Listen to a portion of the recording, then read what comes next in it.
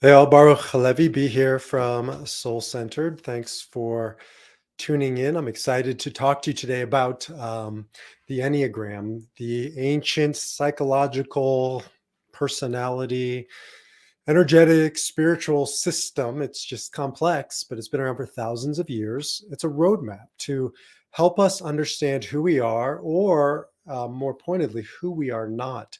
I use it in my coaching and counseling program, working with people, helping them understand their Enneagram type, and then to defy their Enneagram type, to defy their number. Above all else, I'm a logotherapist, a student of Dr. Viktor Frankl, Holocaust survivor, founder of logotherapy, meaning-centered therapy, and author of many books, not the least of which is Man's Search for Meaning. And in it, he talks about the defiant power of the human spirit. At the end of the day, you are not your body. You are not your mind. You are not your personality. Those are things you have. Those are not things you are. You are a nous, he said it, or spirit. You are something far more profound than any of those pieces of who you are. The problem is we start to believe that that's who we are. And I see this in the Enneagram world. People are teaching it as if I am an Enneagram 9, as if you are an Enneagram 2. That's not who you are. That is your personality. And the question that I want to talk about today is, do you have a personality, or does your personality have you? Because there is a world of difference between those two things. When I start working with people, excuse me, they tend to be in the afternoon of life, as we talk about at Soul Centered. What's the afternoon of life? Second half of life. And it really comes from, Jung talks a lot about it, but it really comes from Dante and the Divine Comedy. Thousands of years ago, Dante wrote about the Divine Comedy.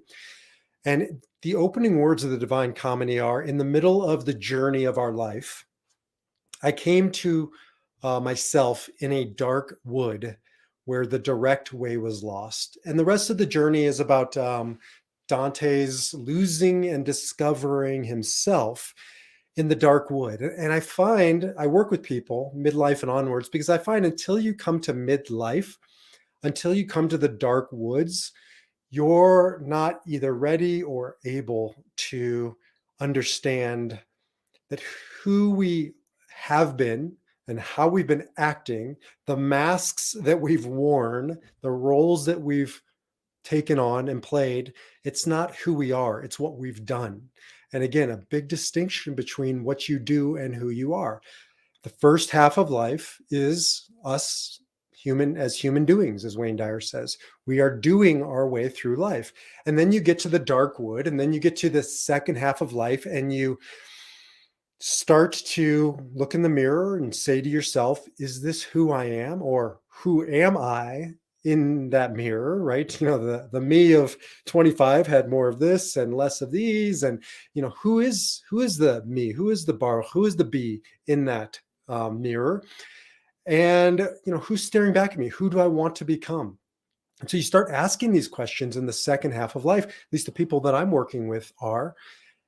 And they want answers, and they want a roadmap. And that's why I turned to the Enneagram, because I have not found a better roadmap for looking into this Enneagram as a mirror and figuring out who we are by figuring out who we are not, letting go or taking off the various masks that we wear. Worked with one individual. I've done a few videos with him. Hey, Scott, if you're watching this, Scott Schaffman, who's not shy about the work that we're doing. And you should listen to his podcast that he and I did the past few weeks. You can see them on this channel or any of the channels where you find the work of Soul Centered. And in it, Scott is very brave, courageous, and shares his heart about the journey he's made of his inability to look in the mirror at a previous point in his life. I mean, literally, could he look in the mirror? Yes, but it was hard to hold his gaze. He didn't necessarily like the man who was looking back at him, who he had become. But that's true with everybody I work with, right? And it's true with myself. I mean, I got to this point a few years ago where I didn't like the man that I was becoming, that was staring me in the back in the mirror. And I really started, this was maybe 7, 8 years ago, I really started to grapple with, who is the I underneath all of those masks. Scott's done this work. Others are doing this work. Hopefully you're doing this work. And so that's where this Enneagram comes in, this picture in front of you. Scott's used it. I've used it. My other clients have used it. And the reason why we use it is because it really shows us a very clear empirical mask. Why do I keep saying mask? Because mask comes from the word persona, right? And you know what a persona is. It's this outward performance, this presentation that we show the world, or our personality, persona, coming from the Greek word mask. It's all the same. It isn't bad to have a mask, to have a persona, to have a personality, to present ourselves to the world.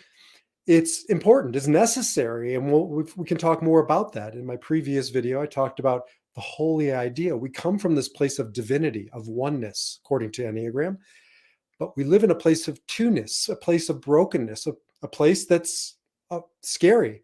And so when we come into this world and fear starts creeping in, each of us start developing a persona, a mask to protect ourselves, to protect our vulnerabilities, to protect our heart.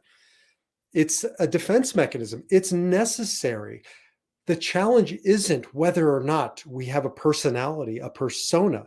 The challenge becomes when we believe we're the mask, when we believe this is who I am. And so the Enneagram does a beautiful job of painting 9 different general masks. Now, there are many more. You are unique. There's nobody that ever was, is, or will be like you. Your mask is unique. And underneath each one of these types are layers, because there's instincts, which then means there's really 3 instincts. So there's 27 types, but in the 27 types, there's 9 levels of integration, health, and then there's lines and there's wings. I mean, there's a myriad of types, but for now, we're going to, keep it simple, stupid. I'm talking to me, not to you. The KISS methodology, we'll keep it simple, and we'll just talk about the 9 basic types or masks. But that's the point. The 9 numbers, that's all the number is. A number is a placeholder.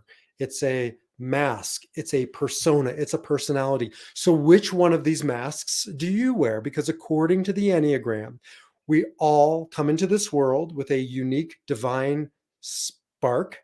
And we also then start covering it up with our unique divine mask, boiling down to 9 of these basic types or energies.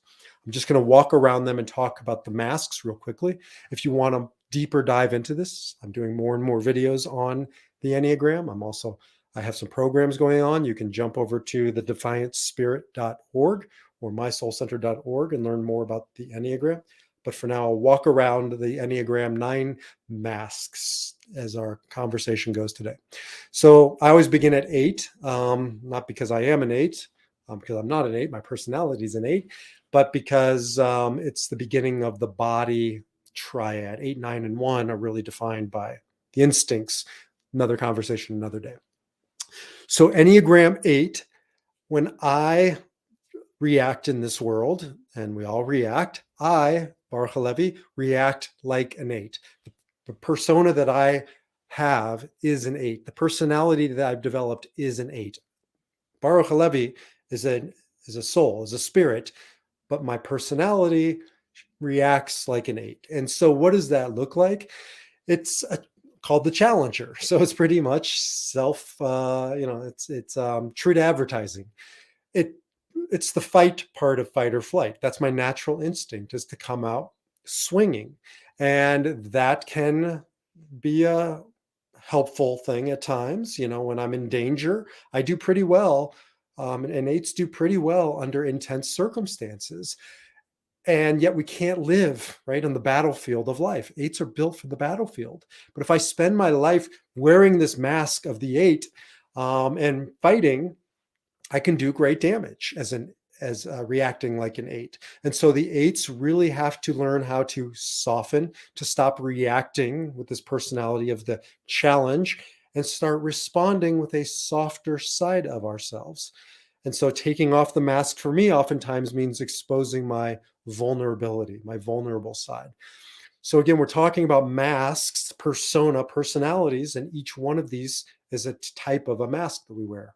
And if you don't know your Enneagram type, the number that you react like, go through with this with me and listen and see what resonates with you. You can also take a test, but I find the best way to really figure out your reaction pattern, your Enneagram number, is through what resonates. So putting on a mask of now 9, just put it on with me. So you put on a mask of 9. I'm going to get some masks made. I think that'd be pretty cool. A 9 mask. What does a 9 personality mask look like? Well, peacemaker. It's a gentle, non-confrontational, peaceful mask. And it comes into this world, this energy of the 9, if you're a 9, of harmony and peace and love. Now, the world is, as you know, open up your newspaper, look at what's happening in Ukraine, and it's not always a peaceful world. I wish it would be peaceful. We're praying for peace in Ukraine, but there are the Russias of the world, there are the Putins of the world. And so 9s put on this mask of peace, and sometimes it's the appropriate response, but sometimes it's just a mask. It's a hiding, not wanting to deal with conflict, right? Conflict avoidance is oftentimes how a 9 will put on their personality, their mask. And so learning to take it off and expose themselves to conflict. You can see 8 and 9 are worlds apart. They're next to each other on the Enneagram, but that often happens in the Enneagram where you have these yin yang energies. So 8 and 9 are yin and yang, far apart in their response. One is fight, and one is, in many ways, flight. 9 takes flight. So 9 has to really work on taking the mask off and exposing themselves to the conflict and learning how to become more 8-like. 8s have to become more 9-like.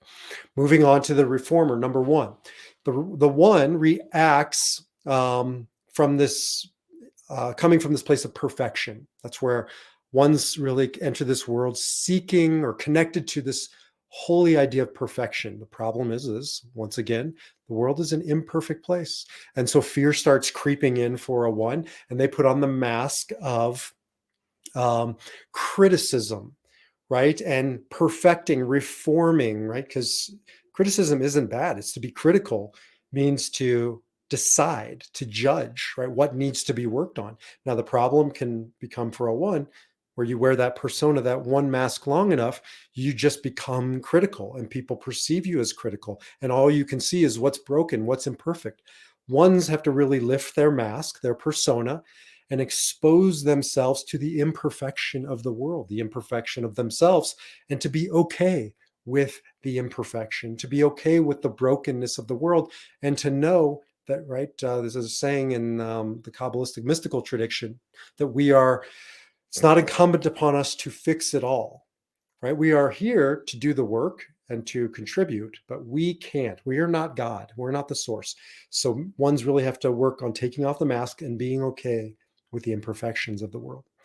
Moving to the 2 and the persona, the mask that they wear.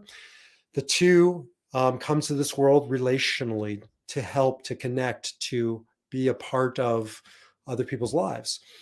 Now, the challenge is oftentimes that people don't need us, right? People are autonomous, independent beings. And so if you put on a persona, a mask, because you're not needed or wanted, right, to kind of harden you, to make you harder and cover you up a little bit, you can start becoming this kind of controlling, this domineering energy, pushing your way, right? 2s can really be pushy into people's lives, overstepping. And so 2s really have to lift their mask and just be okay being present and not needed. And when people need you, they'll come to you, right? But this helper type is wonderful until it's not, until it crosses boundaries into other people's space. So really learning how to take the persona, the mask off, and just be present to what is, and to people's needs. And sometimes their need is to not be needed, and just being okay with not being needed. 3, the achiever comes into this world to contribute, create, achieve. The challenge is this is the type that becomes the human doing, right? And they just put the mask on and they push ahead, they forge ahead, and doing whatever it takes to achieve. And sometimes the mask really is a mask. It's kind of a lie. Certainly it's a type of deceit. And so taking the mask off, being honest, being present, just being present, not doing, and realizing that their worth doesn't depend on they're doing, but they are worthy just because they are here, because they are children of the divine. Fours in the mask. The fours come from this place of originality, of being original and unique. Then they come to this world, they realize, hey, that person's got the same outfit as I do, right? Would drive a four crazy. That person has special qualities that I don't have. And so fours put on this mask, trying to be extraordinary, extra original. And so spending so much of their life, of their time, of their lifeblood, with this mask on of being original, which is ironic, right? Because underneath the mask is the four's originality, their individuality. And so it's about lifting the mask and realizing that who they are is an original. There's never been anyone like them before. When I work with fours, I just help them get back to this place that they are enough. This is the work of a four. So fives put on the mask of, they come into this world of connection with ideas and knowing and thinking, and it's their pathway to divinity, right? These are the thinkers of the types. The challenge is they can start hiding behind their ideas, because in this world, ideas don't always bear reality. Reality is far more complicated than our ideas. And so we put on the mask to hide behind ideas. When I work with fives, I help them come out from the world of ideas to live in the real world, to live in the world of emotion, of experience, and not hiding behind their thinking, taking it off, exposing their feelings, exposing themselves, and maybe not having all the right ideas. The mask of a six, the six comes into this world with this place of faith. I mean, true faith. These are the faithful ones. And yet the moment they come here, it's a scary place. They put on they start to experience doubt, and the fears of doubt creeping in, and they're no longer connected with that faith.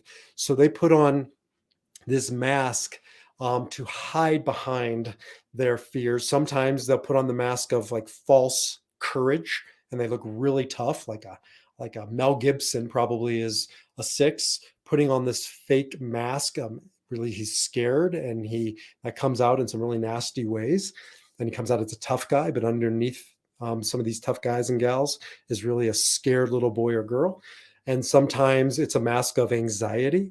And so, like the Woody Allen types, putting on this mask and hiding behind their anxiety, almost like projecting their anxiety, like Woody Allen or Jerry Seinfeld, or Larry David, right? This kind of neurotic mask. So they wear, ironically, a mask of anxiety to protect themselves. Taking off that mask, getting back to a place of vulnerability, of knowing they're okay in this world. When I work with sixes, just reminding them they're okay right here, right now.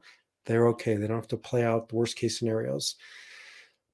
And last but not least, the sevens. The sevens are interesting. I work with quite a few sevens as well. They put on the mask. So they come into this world connected to experience. They're the experiential Enneagram type. They're the adventurers, the enthusiasts, the visionaries. They're out in the world. They're big personalities. They're living big lives. But oftentimes they're doing that because they're scared that they're not going to experience it all. They have the FOMO, right? The fear of missing out. They've suffered more than anybody in COVID because they don't do well sitting still and not experiencing the world.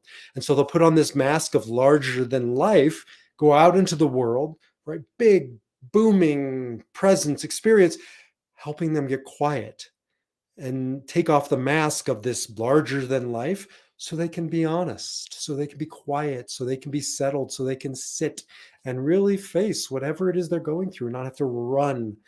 And that's really the mask is for seven, is running off to the next thing or the next big adventure, or I'm happy and I'm joyous, when underneath I'm really scared and I'm sad and I'm suffering. Bottom line is we each have a different type of persona, different type of personality or mask we wear. And I want to end with the words of Nathaniel Hawthorne, who said, "No man for any considerable period can wear one face to himself and another to the multitude without finally getting bewildered as to which may be true."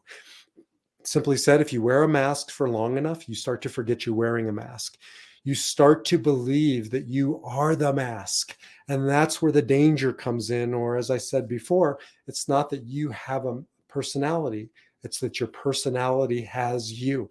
Your personality is necessary. We live in a complicated, sometimes dangerous world.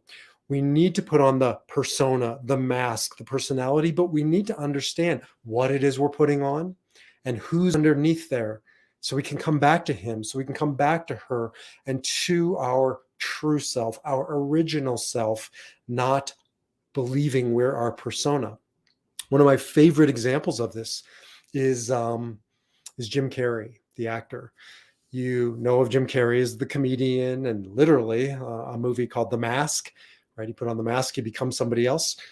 However, Jim realized in his life that that fiction was like his life. It was his life because he was pretending to be somebody he was not, and he was not happy. Ironic, right? The comedian was not happy. Robin Williams, the same thing. How many great comedians throughout history have been broken and sad and well, in Robin Williams' case, desperate and lonely, and ultimately took his own life. And so presenting himself to the world as the funny man caused us to not understand who he was underneath, because he didn't understand who he was underneath. And he lost the ability to lift the mask and be honest. Well, Jim Carrey broke free from that mask. Jim Carrey is no longer a comedian. Jim Carrey now is a spiritual devotee. He's a deep thinker. He has walked away from Hollywood. Google him or look up Jim Carrey's some YouTube videos on Jim Carrey. A remarkable man who really had the courage, as I end, at somewhere in the middle of the journey of life, came to the dark woods of his life.